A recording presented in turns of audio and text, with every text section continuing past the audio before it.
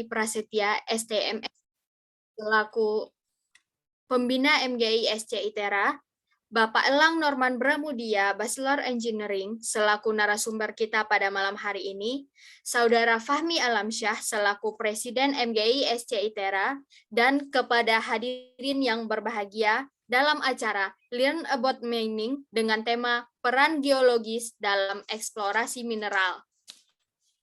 Sebelumnya, izinkan saya untuk memperkenalkan diri. Saya Fiona Delisa yang akan memandu acara kita pada malam hari ini. Baiklah, sebelum memulai acara kita, saya akan membacakan susunan rangkaian acara kita pada hari ini. Yang pertama, pembukaan. Yang kedua, lagu Indonesia Raya. Sambutan pembina MGI SC ITERA. Sambutan dari Presiden MGI SC ITERA. Pembacaan CV moderator, pembacaan CV pemateri, penyampaian materi, sharing session, pertanyaan dari pemateri, penyerahan sertifikat, dokumentasi, dan penutup. Agar acara kita dapat berlangsung dengan lancar, alangkah baiknya kita mulai acara kita dengan bersama-sama mengucapkan basmalah. Bismillahirrahmanirrahim. Baiklah, acara selanjutnya menyanyikan lagu Indonesia Raya.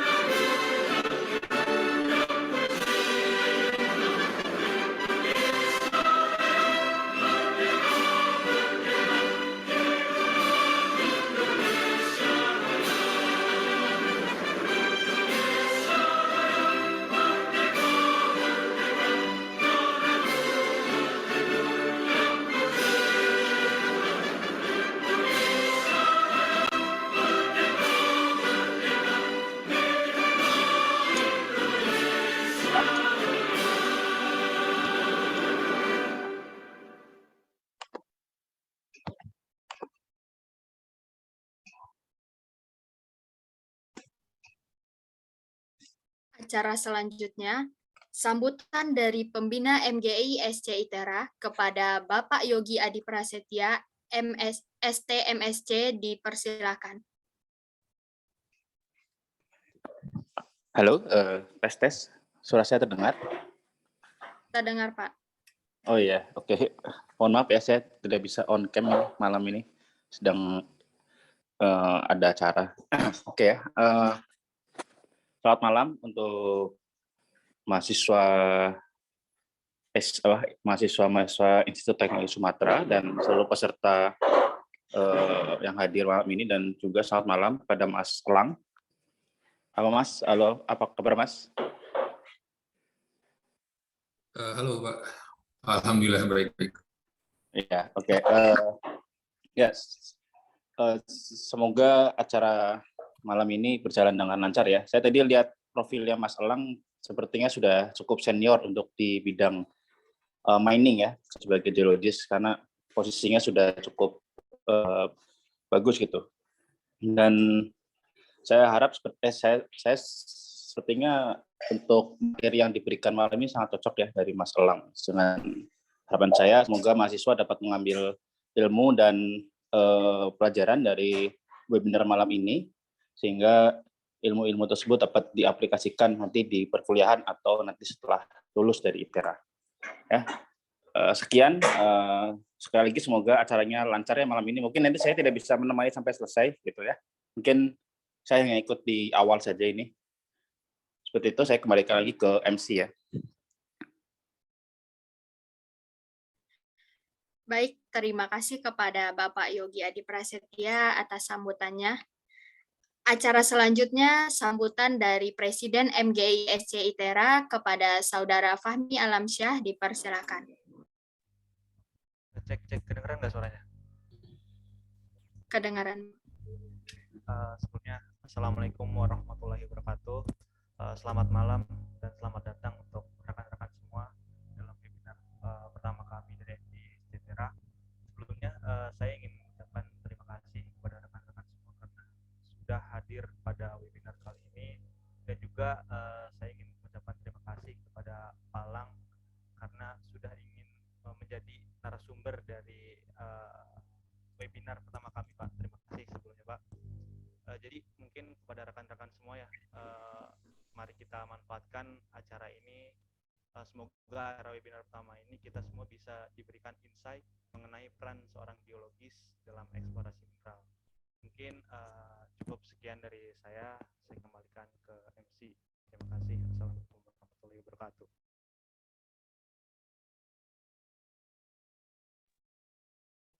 Terima kasih kepada Saudara Fahmi atas sambutannya.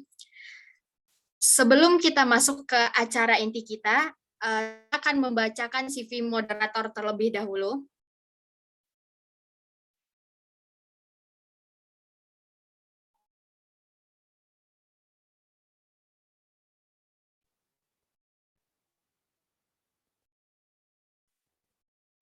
Baiklah, moderator kita pada hari ini yaitu Rianto Dedinta Aganda, mahasiswa Teknik Geologi Institut Teknologi Sumatera semester 6, aktif dalam keorganisasian mahasiswa dan kegiatan pengabdian masyarakat. Tertarik dalam bidang vulkanologi dan hidrogeologi. Adapun pengalaman organisasi beliau yaitu staf Departemen Akademik Himpunan Mahasiswa Teknik Geologi ITERA periode April 2021 sampai Februari 2022. Ketua Departemen Seminar dan Field Trip MGI SC ITERA periode Februari 2022 sampai sekarang. Adapun riwayat pendidikan beliau yaitu seorang mahasiswa pendidikan Institut Teknologi Sumatera angkatan 2019 sampai sekarang yang mengambil S1 Teknik Geologi. Pengalaman sebagai asisten praktikum di beberapa mata kuliah teknik geologi. Penghargaan medali perunggu kompetisi sains Indonesia KSI POSI tingkat mahasiswa 2021, finalis LKTIN Disaster Geography Education UNTAD 2021. Keterampilan menggunakan Microsoft Excel, menggunakan ArcGIS, dan menggunakan QGIS. Baiklah, untuk acara selanjutnya saya serahkan kepada moderator, kepada Saudara Rianto, dipersilahkan. Baik, terima kasih Fiona. Assalamualaikum warahmatullahi wabarakatuh. Yang terhormat Bapak Yogi Adi Prasetya ST MSc selaku pembina MGI SC ITERA. Yang kami hormati Bapak Elang Norman Bramudia, Bachelor Engineering, selaku narasumber pada webinar hari ini. Dan yang kami hormati Fahmi Alamsyah, selaku Presiden MGI SC ITERA, dan para hadirin yang berbahagia. Saya Rianto Dedinta Aganda yang akan memandu acara kita pada hari ini, yaitu Learn About Mining yang berjudul Peran Geologis dalam Eksplorasi Mineral. Pada webinar kali ini, kita kedatangan narasumber yang sangat luar biasa, yaitu Bapak Elang Norman Bramudia. Sebelum kita mulai, saya akan membacakan CV dari narasumber pada acara kita hari ini terlebih dahulu.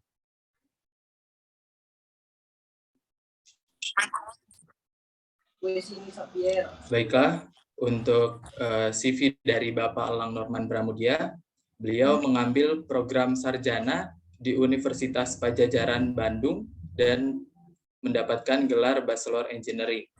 Beliau aktif mengikuti organisasi Masyarakat Geologi Ekonomi Indonesia, Ikatan Ahli Geologi Indonesia, dan Society Economic Geologist. Bapak Elang memiliki pengalaman selama 15 tahun di industri pertambangan emas dan tembaga di Indonesia. Kemudian pengalaman pekerjaan yaitu bekerja sebagai exploration geologis di East Asian Mineral Aceh pada tahun 2007 sampai 2008 dan di PT Indo Multiniaga Jawa Barat pada tahun 2008 sampai 2010. Kemudian beliau bekerja sebagai Exploration and Development Geologist di Sulawesi Utara. Beliau juga sempat bekerja sebagai Project Geologis di PT G Research Bolaang Mongondo di Sulawesi Utara pada tahun 2011 sampai 2019. Kemudian beliau juga bekerja sebagai Superintendent Geologis di PT Batu Tua Waikanan Minerals di Lampung dari tahun 2019 sampai sekarang. Bapak Elang juga telah mempublikasikan karya tulis yang berjudul Or Characterization of High Sulfidation Epithermal Gold Deposit as Key Step for Geometallurgy in the Heap Leach Processing yang dipresentasikan pada konvensi tahunan ke-9 MGI pada November 2017. Baiklah, itulah CV dari moderator kita pada hari ini yang sangat luar biasa sekali, sangat berpengalaman di bidang emas dan tembaga. Baik, selanjutnya saya sampaikan terlebih dahulu aturan dan ketentuan acara kita pada hari ini. Mohon disimak kepada para peserta semuanya. Penyampaian materi untuk narasumber, kami berikan waktu selama 60 menit. Selanjutnya, selama narasumber melakukan pemaparan materi, peserta tidak diperbolehkan melakukan interupsi. Dan sesi tanya jawab akan dibuka setelah pemaparan materi selesai dengan langsung dapat raise hand maupun dapat menuliskan di kolom komentar Zoom. Baik, hadirin yang terhormat dan seluruh peserta, kita sambut Bapak Elang Pramudia yang akan membawakan materi kita pada hari ini. Kepada Bapak Elang, kami persilahkan.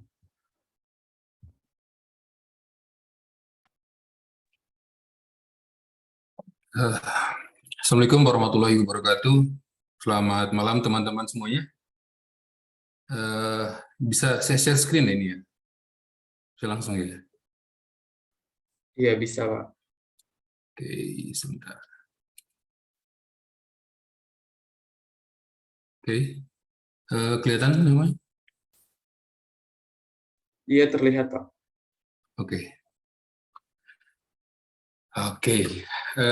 Terima kasih untuk teman-teman dari MGI ITERA yang berikan kesempatan untuk bukan memberikan kuliah, tapi sharing dengan apa yang pernah saya pelajari dan saya pernah kerjakan. Jadi ketika kita berbicara mengenai peran geologi dalam dunia mineral eksplorasi itu sangat luas sekali cakupannya. Untuk itu, saya coba untuk break dari apa sih sebenarnya eksplorasi itu, apa sih yang kita lakukan di situ, dan juga bagaimana tahapan-tahapannya. Jadi, memang sebagai geologis adalah yang kita lakukan adalah bagaimana kita mengkolek data secara akurat, dan juga kita bisa mempertanggungjawabkan dengan data yang kita ambil itu. Kemudian, eksplorasi ini sebenarnya adalah sebuah runutan dari sebuah kegiatan dari yang berskala besar. Jadi misalkan seperti ini ada kita lihat adalah seperti project generation, kemudian juga target delineation, kemudian juga drilling testing, seperti itu hingga akhirnya kita mengetahui berapa jumlah cadangan nilai secara ekonomis. Ini sebentar. Sorry.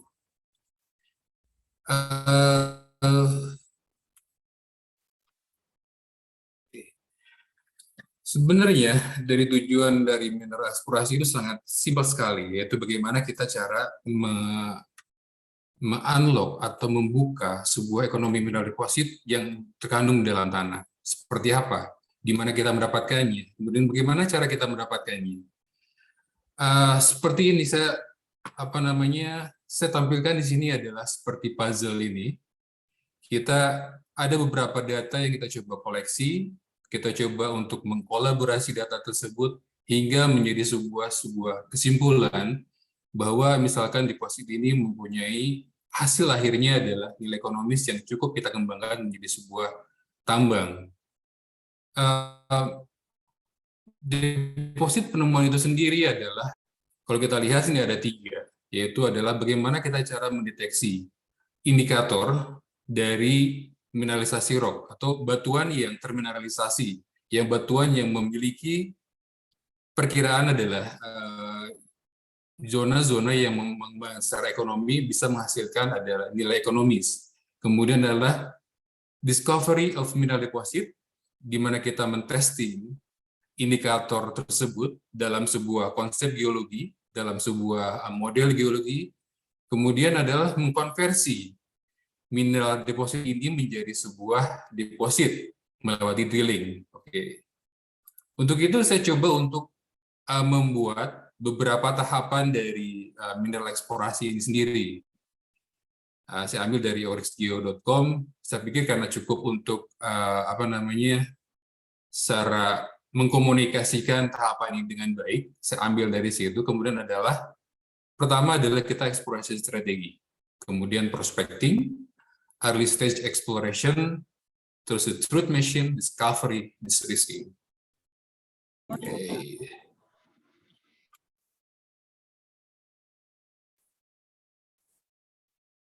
Yang pertama adalah eksplorasi strategi. Eksplorasi strategi ini merupakan tahapan yang sangat awal dari yang kita lakukan. Seperti adalah dari puzzle pertama ini, historical data itu sangat penting. Itu menjadi sebuah factoring, menjadi kita melakukan tahapan selanjutnya. Banyak hal yang perlu kita perhatikan adalah bagaimana data-data itu membantu kita dalam menentukan sebuah daerah. Yang pertama adalah dari data yang sudah kita ketahui. Kecenderungan dari deposit-deposit, seperti misalkan di Sumatera atau di Jawa, dia mempunyai dalam suatu klaster di mana mempunyai sabuk yang cukup signifikan, atau misalkan kita bilang prolific, atau misalkan yang cukup bisa membuat atau berpotensi adanya zona-zona mineralisasi. Dan ini juga eksplorasi ini kita lakukan berdasarkan data-data tersebut, kita keluar berdasarkan dari zona mineralisasi yang sudah diketahui, ataupun dari zona yang kita tidak ketahui. Hal ini adalah merupakan sebuah, menurut saya ini sangat challenging, karena sebagai geologis kita di-challenge untuk mempraktekkan apa yang kita ketahui, mempraktekkan rasa keingintahuan kita, dan mempraktekkan bagaimana caranya kita mengimplementasikan ilmu yang kita punya. Jadi teman-teman, ada beberapa fak dalam geologi adalah misalkan entah teman-teman yang berkecimpung di misalkan lebih suka di oil and gas, kemudian di batu bara, seperti itu. Semua tahapan ini adalah tahapan yang memang menjadi dasar untuk kita, untuk tahapan selanjutnya. Seperti hal ini. Sangat dasar adalah kita membuat remote sensing. Itu yang paling kita coba ketahui. Bagaimana struktur yang terbentuk di sini, bagaimana pola-pola struktur yang menurut kita sangat favorable, di mana mineralisasi itu terbentuk, bagaimana cara kita melihat sebuah topografi yang cukup signifikan, kemudian juga yang sebelah kanan kita melihat adanya ini hasil dari interpretasi data aster yang kita coba melalui beberapa kali penyaringan. Maka di sini kalau kita lihat, di sini adalah mineral argilik, kemudian alphen argilik, di mana kemudian ada filik yang hijau, di sini propylitic.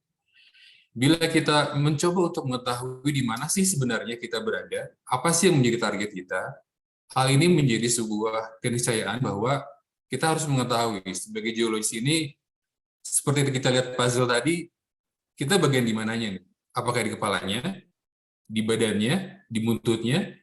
Kita coba untuk menggabungkan semua itu menjadi sebuah gambaran yang utuh. Ketika kita melihat, sebenarnya ada satu filosofi yang sama ketika kita bereksplorasi di di mineral, kemudian kita bereksplorasi di oil and gas, kita bereksplorasi di geothermal, ada satu kesamaan, yaitu pertama sumber source-nya, kemudian dia pathway-nya, kemudian dia fluidanya, di mana kemudian akhirnya adalah di mana dia tercapture atau dia terkumpulkan di situ. Bila kita melihat di sini, saya ambil dari INSMILI 2017, kita melihat sini adanya regional skala regional, di mana kita melihat adanya sebuah runutan dari source fluida yang sumber utamanya seperti apa, kemudian juga dalam skala kecil hingga menjadi skala deposit di sini seperti ini. Bila kita lihat adalah di sini secara skala besar, secara keraton atau district scale. Bila kita lihat di sini di Goldfield di Australia, di sini ada yang merah ini adalah gold secara resource-nya, kemudian juga di sini adalah nikel. Ini secara distrik. Kemudian bila kita memperkecil lagi menjadi Kent scale, ini juga melihat secara bagaimana kita cara melihat ini sebagai sebuah runutan cerita, sebuah runutan historical, bagaimana kita dari yang deposit skala besar, kita melihat dari, kalau kita lihat di pojok sebelah kiri ini, kita melihat dari secara geodinamisnya seperti apa, kemudian juga apakah memang si zona di sini apa fertilnya, atau memang kemudian sektor salitologi seperti apa, dan gabungan itu adalah membentuk sebuah organisasi.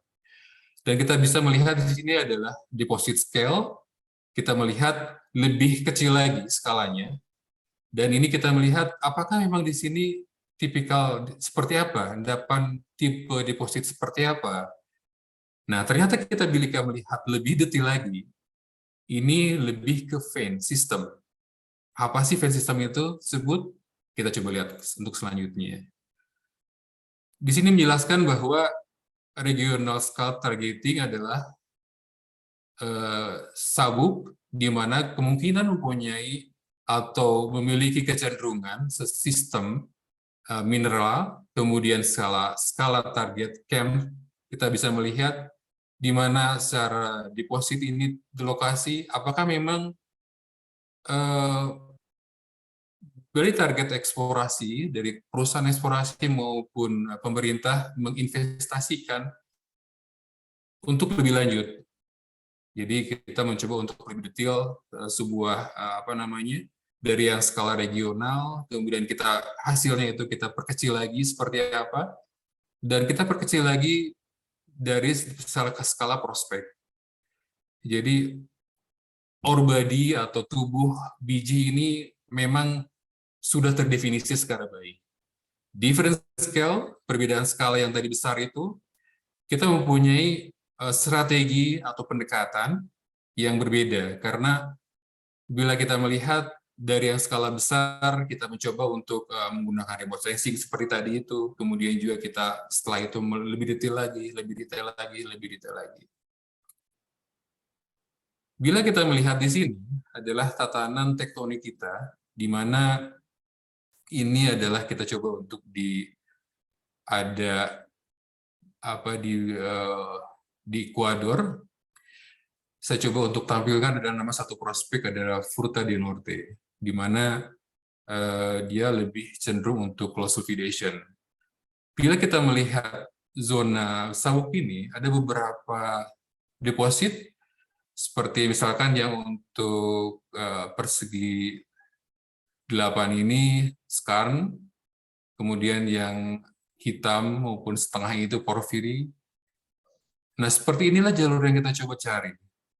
Kemudian bila kita melihat sebuah tatanan tektonik di sini, dengan adanya kemungkinan-kemungkinan seperti di mana kita bisa menemukan, atau misalkan korelasi tipikal endapan emas maupun tembaga di mana, kita bisa melihat ini sebagai acuan dasar kita dalam menentukan zona-zona mineralisasi. Bila kita lihat sebagai contoh adalah, saya coba tampilkan di Sumatera ini. Ini adalah penyebaran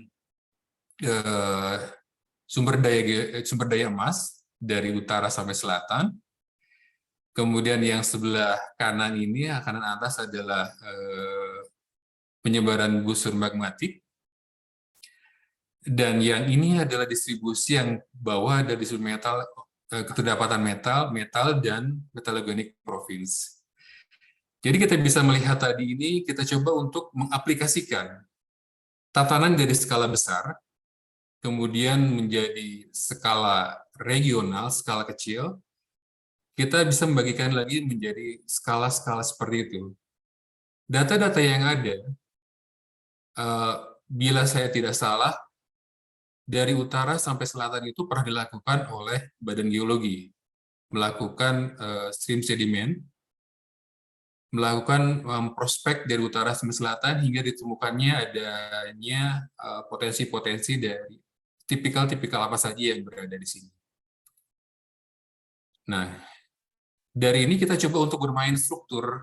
Apa sih yang vektor domaining struktur ini yang memang secara tempat, secara possibility, secara kemungkinan besar ini terdapat. Apakah memang zona-zona struktur ini yang memang cukup favorable, yang cukup mempunyai potensi di mana itu ada zona-zona mineralisasi. Bila kita lihat di sini, apakah ada potensi yang bisa kita terapkan, misalkan kita coba untuk teman-teman dari mahasiswa ataupun teman-teman yang ini kita bisa menerapkan, apakah di sini zona job, ada zona bukaan, kita juga bisa menerapkan misalkan Moody and Hill, misalkan utara selatan, kita menemukan di sini, dan juga kita bisa menerapkan hal seperti itu kita terapkan. Jadi, kalau ini kita melihat sebagai contohnya di Queensland ini juga adanya di intersection antara struktur. Jadi ada reaktivasi struktur yang misalkan yang utama lebih arah utara selatan, kemudian reaktivasi lagi dari arah yang memotong lagi, dan biasanya perpotongan ini merupakan jalur-jalur yang sangat favorable, yang sangat ada kemungkinan untuk keterdapatan jalur mineralisasi. Nah, sekarang kita melanjut dari prospecting. Setelah kita melakukan studi kasus, setelah desktop study, sekarang kita melakukan adalah kita mencoba untuk melihat ke lapangan, boots on the ground. Kita mencoba untuk explore geologi feature dan apa sih yang terdapatan di lapangan seperti apa. Setelah kita mencoba untuk mendelineasi kira-kira nih dari data-data historical data yang ada, dari konsep secara tektonik yang ada yang kita coba untuk terapkan di sini, dan kemungkinan sebuah keterdapatan yang mempunyai ciri-ciri khas tertentu dari tipe-tipe deposit tertentu juga. Yang pertama adalah kita melihat pemetaan outcrop. Kita melihat secara pemetaan dasar, misalkan kita melihat dari geologinya seperti apa, kemudian kita coba untuk mengambil sampel di sini, kita coba untuk menginterpretasi bahwa di sini interpretasi awal kita ini di sini adalah misalkan kita menemukan batuan yang mengindikasikan contoh sebagai saya bilang adalah exudation atau low exudation ataupun porphyry. Nah, kemudian indikator minerals. Yang kita ketahui adalah kita coba memahami apa sih mineral penciri dari sebuah tipe-tipe deposit ini. Oke. Dari catatan yang saya ambil dari USGS, mereka coba untuk merangkum dari beberapa cadangan di dunia. Jadi yang saya ambil di sini adalah high sulfidation, low sulfidation, intermediate sulfidation. Jadi kita melihat ada beberapa yang coba di highlight di sini adalah volcanic landforms, tatanan topografi vulkanik, seperti apa batuannya, seperti apa, yang pertama adalah spasial, vulkanik batuannya seperti apa, kemudian juga tampilan rona muka bumi seperti apa yang kita coba cari, kemudian juga kita melihat alterasi mineral seperti apa yang berkorelasi, misalkan high sulfidation seperti apa, kemudian low sulfidation seperti apa, intermediate sulfidation seperti apa. Karena bila kita mengetahui, kita ambil contoh misalkan high sulfidation, kita mengetahui bahwa high sulfidation itu terbentuk pada zona yang mempunyai pH yang sangat asam. Jadi barang tentunya adalah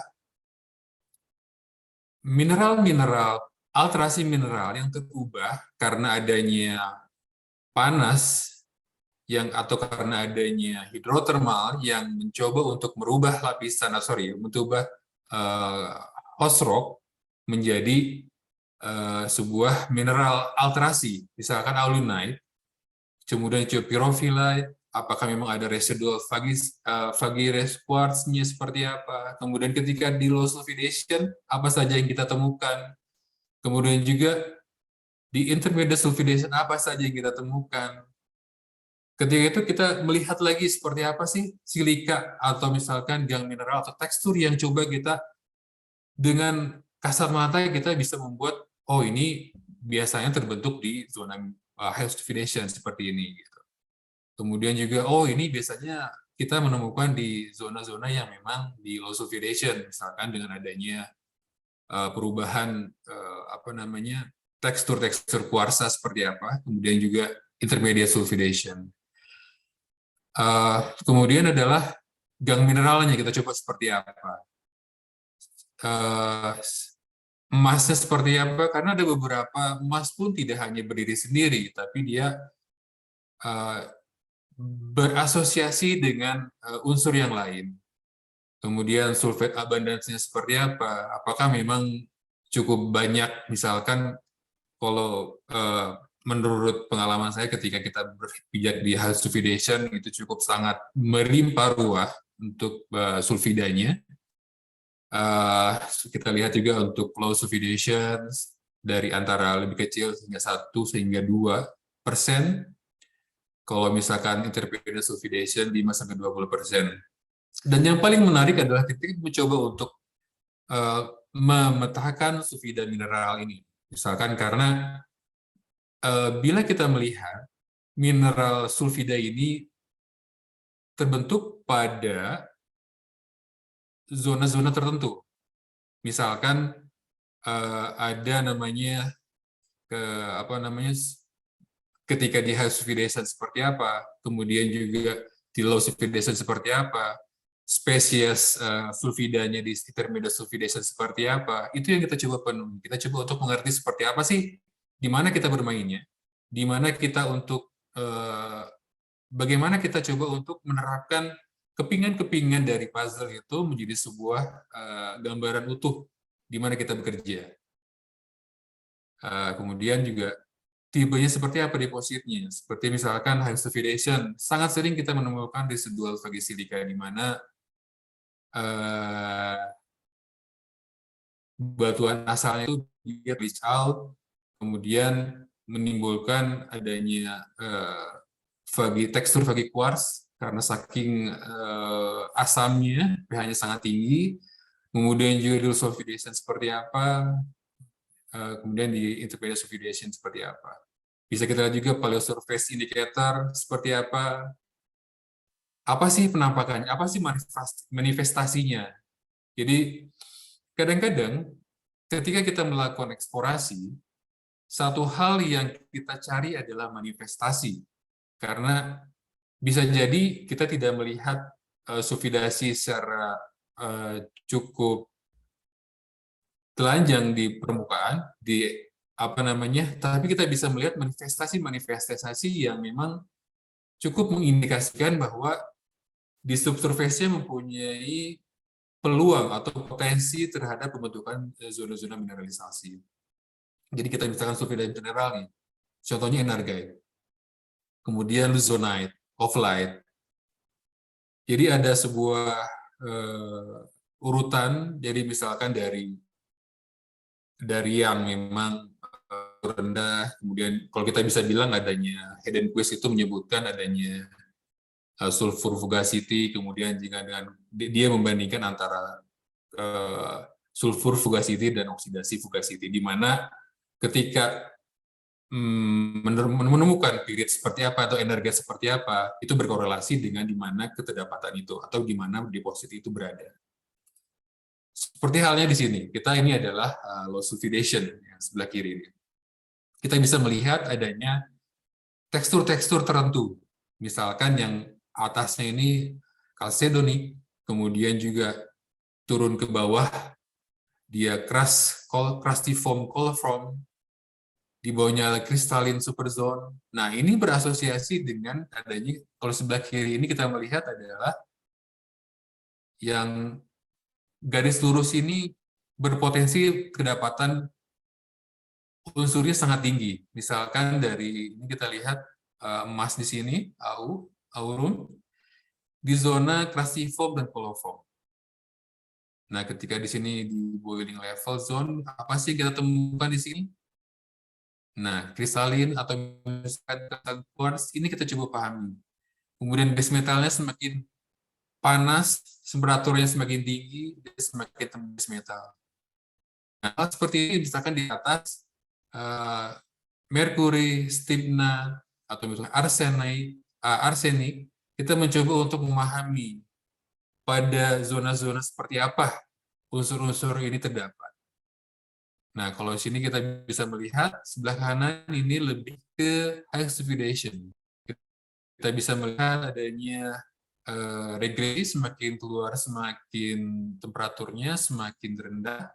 Kemudian bila kita semakin ke tengah semakin merah yang panas atau semakin asam secara pH-nya. Kita juga bisa melihat juga bahwa seperti tadi juga ketika merah kemudian kedapatan emas peraknya sangat tinggi di residual quartz. Kemudian semakin turun ke bawah, jadi kita melihat gold energite atau luzonite semakin ke bawah dengan tenantite. Kemudian juga ada kemungkinan apakah memang di bawahnya ada sebuah potensi porfiri. Itu yang kita coba pahami. Setelah kita melakukan prospecting, kita sudah menemukan di daerah tersebut adalah hal yang sangat menarik. Kita anggap ini kita bilang sebagai tahapan eksplorasi awal.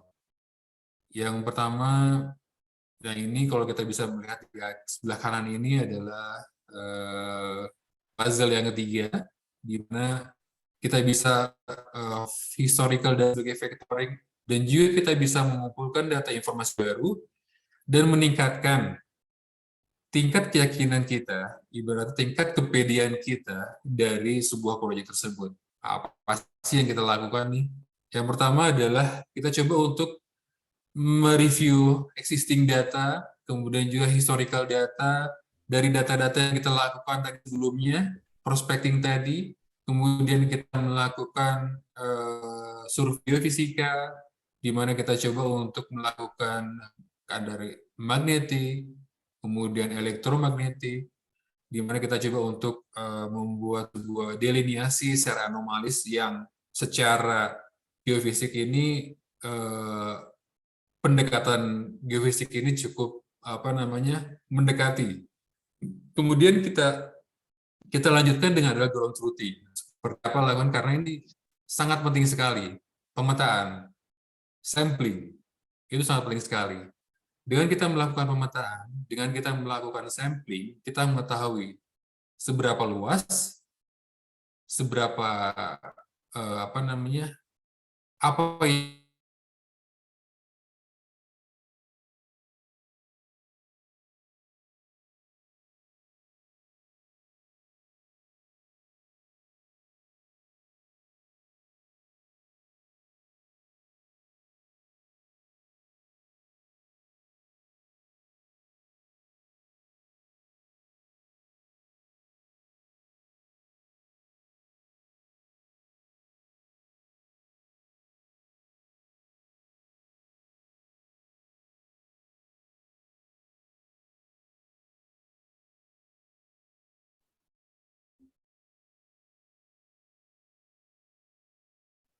mohon maaf kepada para peserta, mungkin Bapak Lang Pramudia terkendala jaringan, jadi akan kami hubungi lebih lanjut, mohon ditunggu.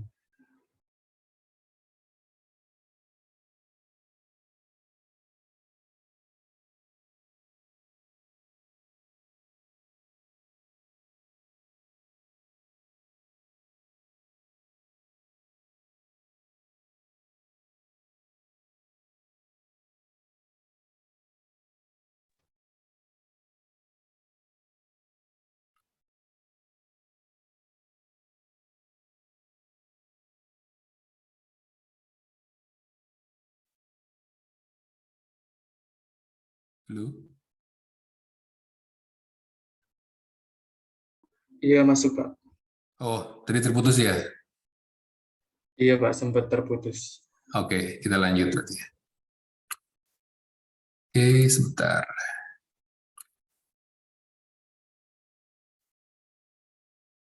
Oke, kita lanjut. Dari ini struktur yang kita coba tampilkan dari mapping, kemudian juga ke fisika, kita coba melihat secara regional, secara property scale tadi yang berasosiasi dengan zona mineralisasi. Ini kita coba adalah data geokimia, di mana kita mengambil dari ini stream sedimen, seperti apa kita lakukannya, kemudian kita coba ambilkan untuk cell sampling, kita coba untuk ambil contoh tanah, ini juga kita bisa melakukan analisa sampling, gitu. Misalkan kita bisa melakukan channeling di sini, di mana kita mencoba untuk melihat sejauh mana mineralisasi ini berkembang, dan juga kita bisa melakukan ini adalah PIMA untuk menganalisa clay mineral, kemudian juga sama juga seperti ini. Ini adalah satu contoh di mana dilakukan adanya blade yang pengambilan stream sedimen di tempat yang pernah saya kerjakan di Sulawesi Utara, di mana yang merah ini adalah cukup zona-zona yang mempunyai potensi yang cukup tinggi. Di sini kita lihat. Yang membuat saya menarik adalah ketika kita melakukan sebuah mapping, kita mencoba sebagai geologis, kita mencoba untuk mendeskripsikan sebaik mungkin, kita mencoba untuk mengumpulkan data-data yang kita dapatkan di lapangan. Mungkin teman-teman juga sudah melakukan yang teman-teman mahasiswa yang masih kuliah, atau misalkan yang dulunya semester awal biasanya diperkenalkan tentang mapping seperti apa, gitu kan. Bagaimana kita cara merekodnya seperti apa, kita apa saja yang kita ambil di lapangan, itu menjadi sebuah vital untuk kita dalam melakukan interpretasi geologi. Ini adalah salah satu contoh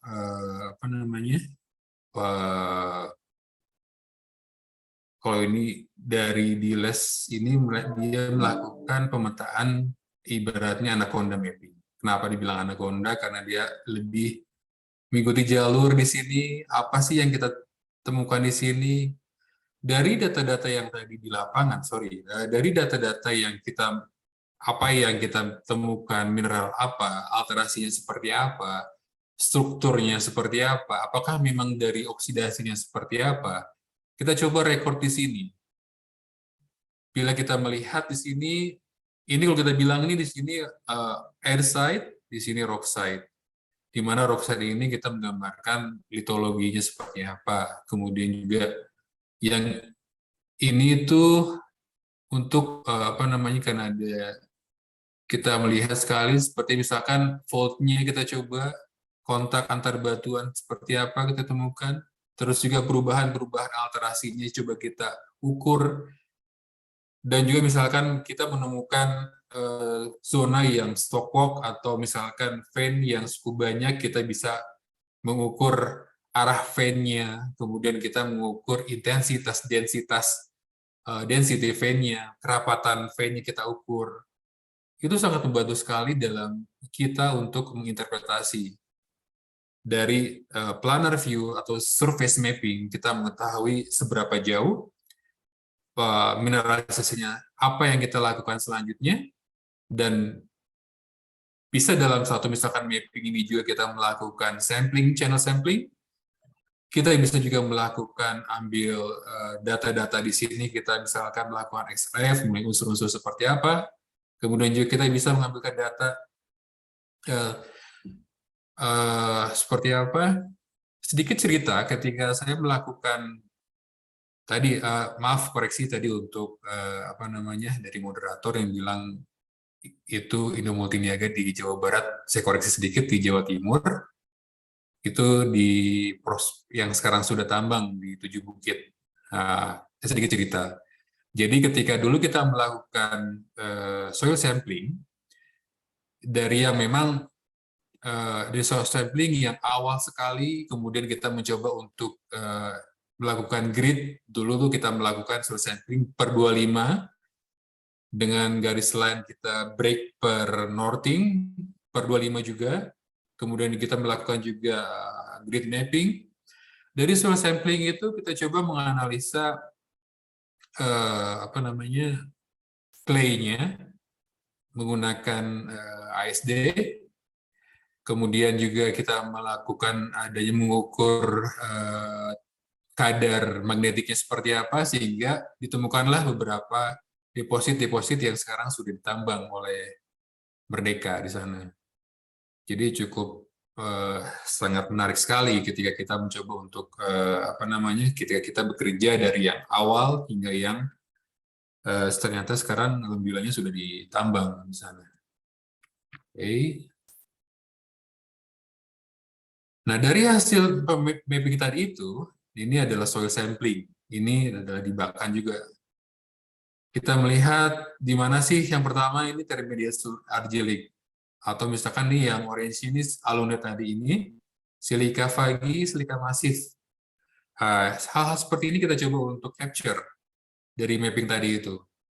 Kita coba deliniasi, kemudian kita coba untuk overlaykan data tersebut dengan sampling yang kita lakukan. Seperti contoh di sini adalah sampling. Apakah memang confirm tidak? Apakah memang di mana kita mengambil sampling itu secara posisi bisa mengakomodasi, bisa kita lebih yakin dengan apa data yang kita ambil di lapangan tidak gitu. Nah, ini adalah geofisika metode. Yang pertama misalkan ini magnetik, biasanya kita lakukan adalah aeromagnetik, di mana data yang kita ambil adalah aeromagnetik, kemudian biasanya sekalipun radiometrik di sini dalamnya, di magnetometrik ini. Atau misalkan di dalam kita bisa melihat adanya, biasanya sih yang diambil adalah potasium, lagi lupa saya, uranium, seperti itu. Kalau salah seperti itu. Kemudian juga di sini adalah indeks polarisasi, yang biasanya kita lakukan adalah chargeability, kemudian resistivity. Chargeability biasanya kita berasosiasi dengan keterlambatan sulfida di dalamnya. Kemudian juga resistivity biasanya kalau untuk geologi kita lebih mengaplikasikannya adalah lebih ke silika, karena daya tahan terhadap hantaran listrik di dalam tanah. Nah, ini salah satu contohnya. Ini adalah di Batu Hijau. Ini adalah magnetik. Ini adalah soil sampling. Ternyata dari magnetik, kemudian kita bandingkan dari chargeability dengan yang kita deskripsi tadi itu ya, dari mana sulfidanya, kemudian resistivity-nya seperti apa. Apakah memang di sini secara secara alterasinya seperti apa? Nah, itulah kita divalidasi dengan hasil mappingan kita. Kemudian hasil dari covernya, apakah confirm enggak tidak dengan anomali dari ini seperti apa? Kemudian juga goldnya, apakah ada korelasinya tidak? Kemudian zincnya, apakah korelasinya tidak? Apakah dia memang menjadi sebuah pathfinder atau sebuah penciri di mana kita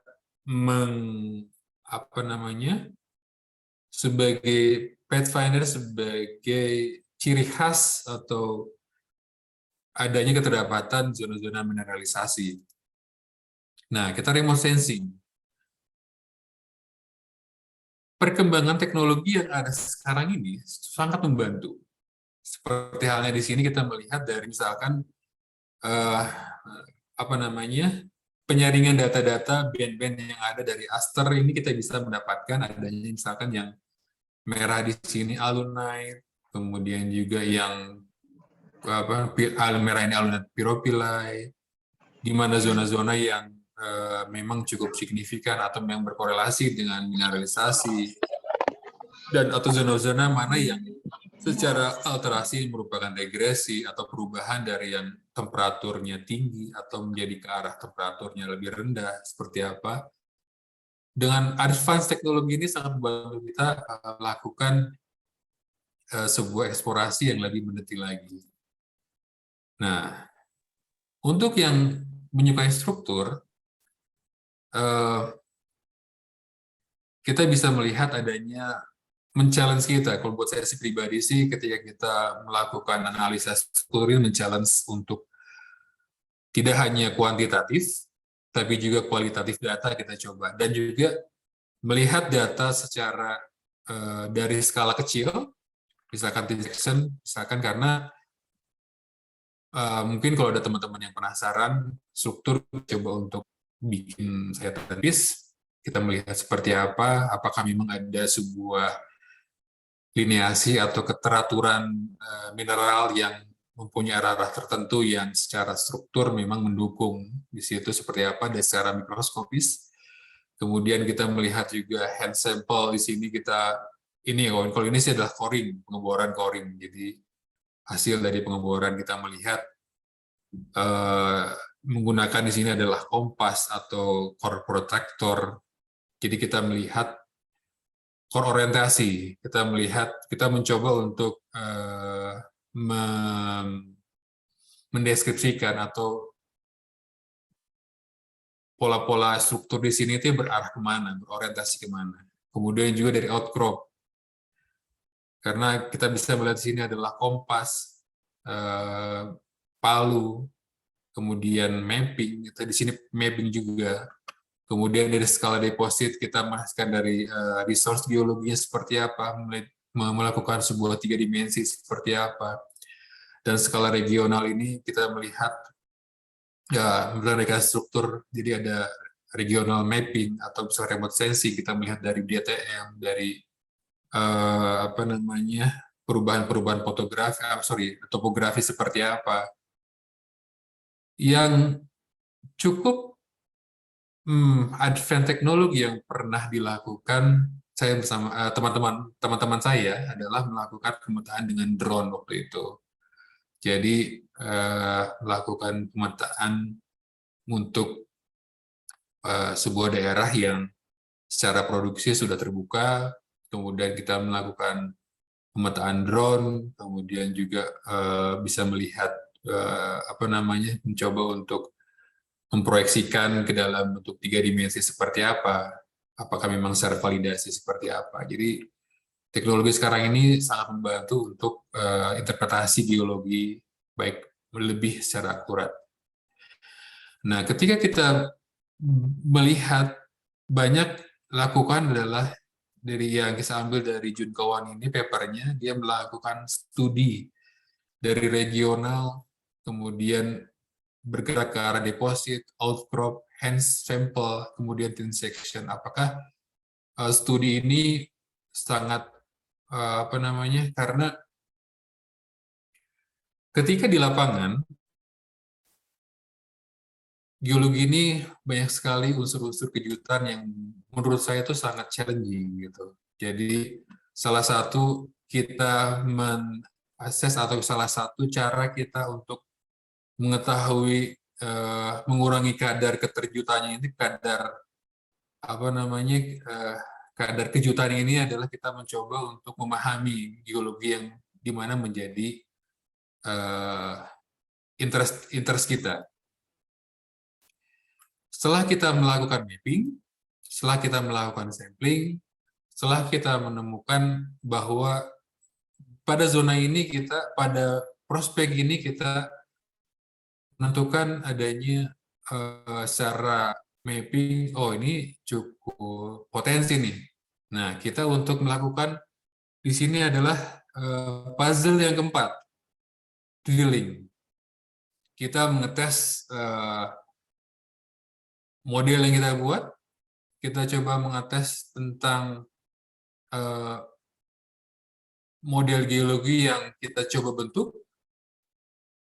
Bila kita dapat targetnya, kita on the track berarti. Karena berarti interpretasi kita sesuai asumsi kita, data-data yang kita lakukan. Apabila tidak, ini kita melihat lagi.